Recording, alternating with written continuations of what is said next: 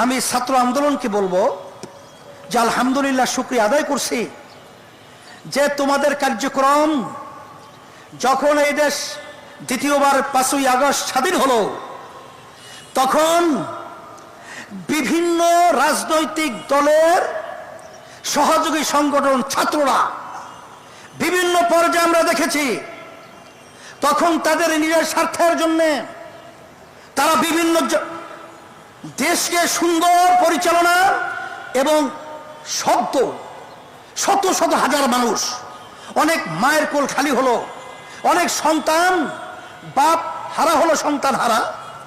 মা যখন বলতেছিল কয়েকদিন পর্যন্ত আমার সন্তান আমাকে মা বলে ডাকছে না, সেই কথা ভুলে গিয়ে ওই স্বার্থান্বেষী মহল এই বাংলাদেশের বিভিন্ন পয়েন্টে চাঁদাবাজি, সন্ত্রাসী, জায়গা দখল, বিভিন্ন পর্যায়ে অশান্তি করে তুলে বাংলাদেশকে অস্থিতিশীল করার চেষ্টা করেছে। আউযু বিল্লাহি মিনাশ শাইতানির রাজীম। বিসমিল্লাহির রহমানির রহিম। যাহারাল ফাসাদু ফিল বাররি ওয়াল বাহরি বিমা কাসাবাত আইদিন নাস। সাদাকাল্লাহুল আলিয়্যুল আযীম। সবাই দুরূদ শরীফ পড়ি। আল্লাহুম্মা সাল্লি আলা সাইয়্যিদিনা নাবিয়িনা ওয়া শাফিঈনা ওয়া হাবিবিনা ওয়া মাওলানা মুহাম্মদ সাল্লাল্লাহু আলাইহি ওয়া আলা আলিহি ওয়া আসহাবিহি ওয়া বারাক ওয়া সাল্লাম। শুকরিয়া আদায় করছি মহান রব্বুল আলামিনের দরবারে। ইসলামী ছাত্র আন্দোলন বাংলাদেশ প্রতিষ্ঠা বার্ষিকী সম্মেলনে উপস্থিত হতে পেরে সবাই বলি আলহামদুলিল্লাহ। আজকে প্রতিষ্ঠা বার্ষিকী সম্মেলনের লক্ষ্য উদ্দেশ্য সম্পর্কে আমরা ইতিমধ্যেই বিভিন্ন পর্যায়ের বক্তাদের বক্তৃতার মাধ্যমে বিষয়টা বুঝতে পেরেছি। আমি ব্যতিক্রম ধর্মী, বিশেষ করে কয়েকটা কথা স্মরণ করায় দেওয়ার জন্য বলছি। আমি আপনাদের সামনে যে আয়াত শরীফ তেলাওয়াত করেছি, আয়াতের মধ্যে আল্লাহ রাব্বুল আলামিন বলেছেন, স্থল ভাগে পানীয় ভাগে যত বিপদ মুসিবত তোমাদের হাতের কামাই। আজকে বাংলাদেশের স্বাধীনতার বয়স 53 বছর চলছে। এই 53 বছরে যাদের মাধ্যমে দেশ চলছিল, বর্তমানে চলছে, এখন বর্তমানে অন্তর্বর্তীকালীন সরকার তারা দেশ পরিচালনা করছে। এর আগে পর্যন্ত বলছি যে এদের মাধ্যমে আসলে আমাদের বাংলাদেশের মানুষ আমাদের যা চাওয়া পাওয়া ছিল, বাস্তবে আমরা তাদের মাধ্যমে কিছুই পাই নাই। বরঞ্চ আমরা পেয়েছি এই ছোট্ট একটা সুন্দর বাংলাদেশ। তামাম দুনিয়ার মধ্যে একবার দুইবার নয়, 5 বার, আরো বেশি কম, দুর্নীতির দিক থেকে ফার্স্ট হয়েছে। আজকে আমরা বাংলাদেশে কি পেয়েছি নতুনভাবে আলোচনা করে আমি আবার সময় আপনাদের ওভাবে নষ্ট করতে চাই না। আমাদের সামনে পরিষ্কার, রাস্তায় নামলে খুন, আর অনেক সময় বাড়িতে থাকলেও গুম। রাস্তায় গুম, বাড়িতে খুন। বিভিন্ন পর্যায়ে এই 16-17 বছরে প্রায় 625 জনের মতো মানুষ গুম হয়েছে। খুনের তো আর কোনো শেষ নাই। আর এই বাংলাদেশের মধ্যে আজকে আমরা বারবার বলছি, স্বাধীনতা আবার দ্বিতীয়বার আমরা অর্জন করেছি। এখন অনেকে প্রশ্ন করতে পারেন যে আমরা তো 53 বছর আগে দেশ স্বাধীন করেছিলাম, আবার নতুনভাবে স্বাধীনতা কি? আসলে বাস্তবতা হলো এই যে আসলে আমরা স্বাধীন দেশে বসবাস করেছি ঠিক, কিন্তু আমরা বাংলাদেশের মানুষ স্বাধীন ছিলাম না। এখন আল্লাহর খাস মেহেরবানি, এখন আমরা স্বাধীনতা দেশে বাস করছি, স্বাধীনভাবে কথা বলতে পারছি। এখন আমার কথা হলো এতটুকুই যে 53 বছর স্বাধীনতার বয়স হয়ে গেল, আর বিপদ আপদ মুসিবত আমাদের হাতের কামাই। আমরা যেন সামনে আবার আমাদের ভুল সিদ্ধান্তের মাধ্যমে আমরা যেন আবার এই সুন্দর দেশটাকে আবার এরকম পরাধীনতা এবং খুনি এবং চাঁদাবাজ সন্ত্রাসীদের হাতে আবার যেন আমাদের দেশটাকে তুলে না দেয়, এই কথা স্মরণ করে দেওয়ার জন্যই মূলত আমি প্রথমে আপনাদের সামনে কথাগুলো বলছি।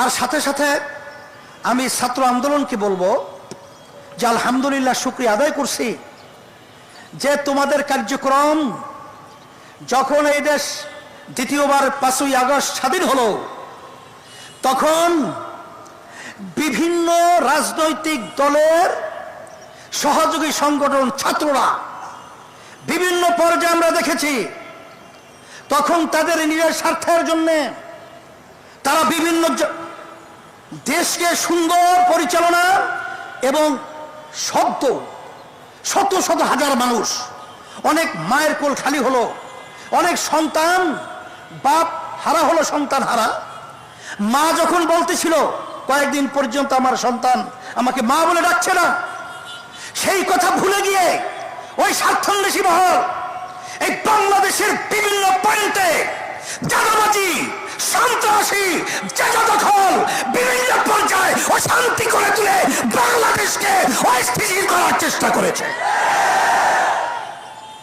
সে সময় আমি তোমাদেরকে ধন্যবাদ জানাই যে তখন তোমরা বাংলাদেশের সংখ্যালঘু এবং অন্যান্য যারা নাকি বাংলাদেশে অন্যান্য ধর্ম অবলম্বী রয়েছে, তাদের মন্দির, তাদের গির্জা এবং তাদের জান মাল ইজ্জতের হেফাজতের জন্য তোমরা পাহারা দিয়েছ, তোমরা স্বতঃস্ফূর্ত তাদের পাশে থেকে তাদের জান মাল ইজ্জতের নিরাপত্তার দায়িত্ব পালন করেছ। শুধু তাই না, আমরা দেখেছি যখন বাংলাদেশ বিভিন্ন পর্যায়ে যখন প্রশাসন তাদের দায়িত্ব থেকে অনেকটা দেশ বিভিন্ন বিশৃঙ্খলায় সময় পার করছিল, তখন তোমরা রাস্তায় নেমে তখন তোমরা মানুষের যানজট নিরসনের জন্য তোমরা সেখানে ট্রাফিকের ভূমিকা পালন করেছো। আমরা দেখেছি যখন করে আহত ছেলেরা কাতরাচ্ছে রাস্তায়, তখন তোমরা তাদের পাশে গিয়ে তাদের সহযোগিতায় কাজ করেছো। আমরা দেখেছি বন্যার্থ যখন নাকি ভারত থেকে পানি ছেড়ে আমাদেরকে না জানিয়ে আন্তর্জাতিক আইন লঙ্ঘন করে আমাদের দেশকে ডুবিয়ে দেওয়ার যখন ষড়যন্ত্র করেছিল, তখন তোমাদের সেখানে স্বতঃস্ফূর্ত স্বেচ্ছাসেবক এবং সাথে সাথে তাদের অন্ন বস্ত্র, তাদেরকে বিভিন্ন চিকিৎসার ব্যবস্থা তোমরা করেছো। আমরা তোমাদেরকে ধন্যবাদ জানাই। আর সাথে সাথে তোমাদেরকে আহ্বান করছি, আসো, এ দেশ যদি একটা সুন্দর দেশ করতে হয়, তোমরা দেখেছ ছাত্রদের সংগ্রাম এই বাংলাদেশকে জালিম সরকারকে, খুনি সরকারকে উৎখাত করার সংগ্রামে বিজয় লাভ করেছে। আমাদের এক দায়িত্বশীল বলেছিলেন যে সব রাজনৈতিক দল একত্রিত হয়েও এই সরকারের বলতে গেলে এক কণারও লড়াতে পারে নাই। কিন্তু আলহামদুলিল্লাহ, যখন ছাত্রদের আন্দোলন সংগ্রাম, যখন তোমরা ন্যায্য দাবি আদায়ের লক্ষ্যে যখন তোমরা স্বতঃস্ফূর্ত ভূমিকা পালন করেছিলে, তখন বাংলাদেশের সব শ্রেণীর মানুষ, এমনকি আপনারা দেখেছেন ইসলামী আন্দোলন বাংলাদেশ সর্বপ্রথম রাজনৈতিক ব্যানারে, অন্য কোন রাজনৈতিক দল তখন এই ছাত্রদের ন্যায্য দাবি আদায়ের লক্ষ্যে কেউ রাজপথে আসতে পারে নাই। তখন ইসলামী আন্দোলন বাংলাদেশ তার সমস্ত সহযোগী সংগঠন আমাদের জানমাল কুরবান করে ন্যায্য অধিকার বাস্তবায়নের পথে জানের ঝুঁকি নিয়ে তাদের পাশে দাঁড়িয়েছিল। কিন্তু আজকে দুঃখ সাগরে বলতে হয়, যারা অন্তর্বর্তীকালীন সরকার আপনারা দায়িত্ব পালন করেছেন, রাজনীতি করতে করতে চুল পেকে গেছে, দাড়ি পেকে গেছে, দাঁত পড়ে গেছে, কিন্তু ওই চেয়ারে বসার সুযোগ হয় নাই। কিন্তু আজকে আল্লাহ আপনাদেরকে ওই চেয়ারে বসিয়েছেন। এ ত্যাগ শুধু আপনাদের নয়, এই ত্যাগ বাংলাদেশের প্রতিটা বাংলাদেশের জনগণের ত্যাগ রয়েছে। আজকে আপনারা বাংলাদেশে আজকে ইসলামকে, মুসলমানদেরকে এবং তাদের নীতি আদর্শকে অবজ্ঞা করবেন, তাদেরকে গুরুত্ব দিবেন না, এটা হতে পারে না, হতে দেওয়া যাবে না। স্মরণ করাই দিচ্ছি, এদেশে শতকরা 92 জন মুসলমান বসবাস করে, এবং এই দেশের জন্য যদি কেউ কিছু করে থাকে, ইসলামী আন্দোলন বাংলাদেশ সেই টিপাই মুখ বাদ যখন ভারত সরকার দেয়া ষড়যন্ত্র করেছিল, আমরা লং মার্চ করে ঢাকা থেকে লক্ষের মতো লোক নিয়ে আমরা সেই সিলেট চকিগঞ্জ পর্যন্ত পৌঁছেছিলাম। তখন আমরা অনেক দেশের দরদি দেখেছি, কিন্তু রাজপথে পাই নাই। আমরা করোনার সময় দেখেছি, যখন মা সন্তানকে ফেলে পালিয়েছে, স্বামী স্ত্রীকে ফেলে পালিয়েছে, যখন আত্মীয় স্বজন তাদের পাশ থেকে পালিয়েছে, তখন ইসলামী আন্দোলন বাংলাদেশ এবং তার সমস্ত সহযোগী সংগঠন জানের ঝুঁকি নিয়ে তাদের খেদমতের জন্য পাশে গিয়ে তাদের সেবায় নিয়োজিত ছিল। আমরা দেখেছি, যখন বাংলাদেশের মধ্যে কোনো দুর্যোগ, কত অন্যায়, যত অবিচার যখন প্রতিষ্ঠিত হয়েছে, ইসলামী আন্দোলন বাংলাদেশ এবং তার সমস্ত সহযোগী সংগঠন সর্বপ্রথম এর বিরুদ্ধে রাজপথে আমরা আওয়াজ তুলতে ভুল করি নাই।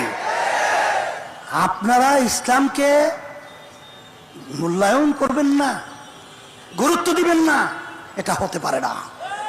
আর শান্তি যদি আমরা চাই, একমাত্র ইসলামই হলো শান্তির প্রতীক। তার বাস্তবতা কথা আমি লম্বা করব না।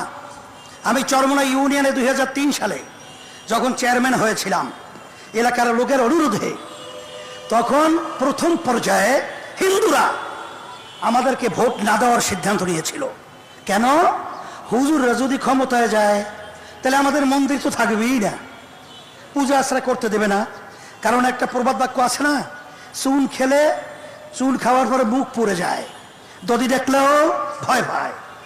এইভাবে ইসলামকে তাম দুনিয়ার মধ্যে মিথ্যা অপবাদের মাধ্যমে আজকে চুন খায়া মুখ পুড়ে, এখন দদি দেখলেও ভয় পায়। ইসলাম হলো একটা দদি সম্মূল্য। এই ইসলাম খেলে শরীর আরো ভালো হয়। দদি খাইলে কি খারাপ হয়?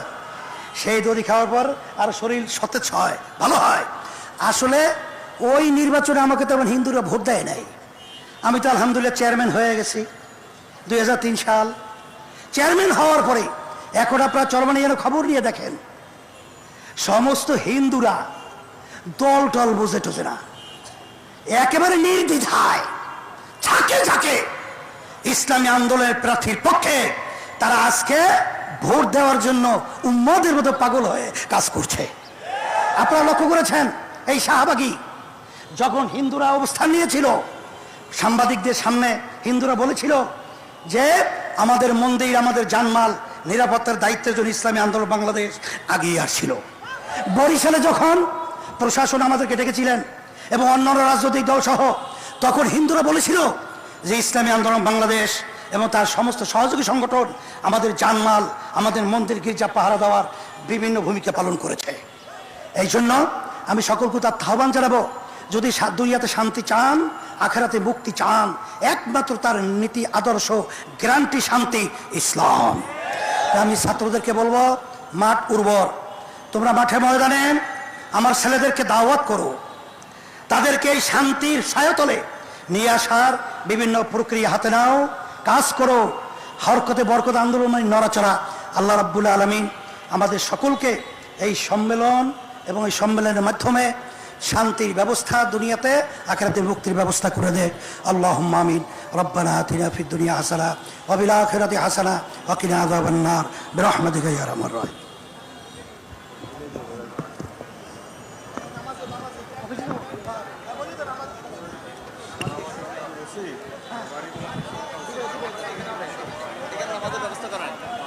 জি, প্রিয়